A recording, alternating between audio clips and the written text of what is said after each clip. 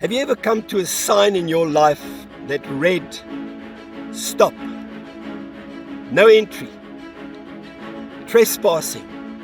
And did it make you feel somehow that you were excluded, unwanted, and unaccepted? I want to say to you this morning that you can change that sign around to read something different.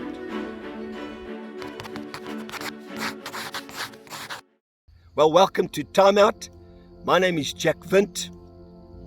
You know, when they put prisoners in jail, that experience ultimately defines their behavior. And even years later, when they say to that prisoner, "You've served your time, you can leave," somehow they still feel like prisoners in their hearts. What I'm saying to you this morning is that how you see yourself determines your status. And that image of how you see yourself is then imprinted in your psyche or your subconscious, and it's a very powerful image. Now, John 8 verse 36, Jesus said, "Therefore, if the Son makes you free, you shall be free indeed." I like that translation. There are translations that say, "If the Son sets you free." But as I said before, you can be a prisoner and set free and still feel that you're not released. You can be a prisoner and be released and feel that you are still not forgiven. Or you can be forgiven and still feel that you're in a prison. And that's why that experience of God saying to you that He's going to make you free, He's going to recreate you in such a way that you won't even remember your prison experience, is the ultimate behavior modification that God did for us when He died on the cross and He gave us that positive experience to change our lives. So I want to say to you, next time you come to a stop sign or to a roadblock in your life, and we often do. In South Africa, we have many roadblocks.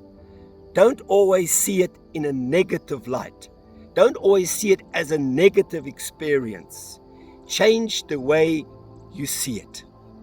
And instead of feeling that somehow that's going to make you waste your time, or they are trying to block your entry and say to you, "You're trespassing," see it as an opportunity to take out your driver's license and say, "This means that I am legit. I am a legitimate legal driver."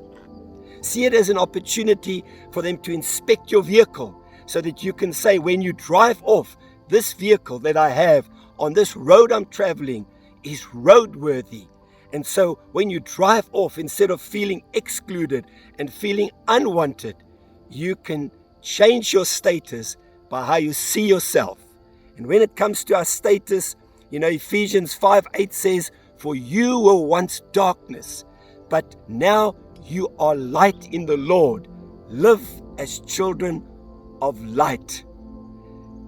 God has changed your status when He died on the cross for you.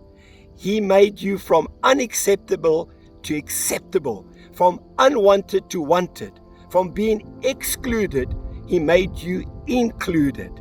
And so when people say to you that behavior modification and getting it right is impossible, that's not true.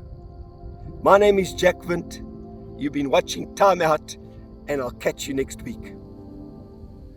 You unravel me with a melody. You surround me with a song.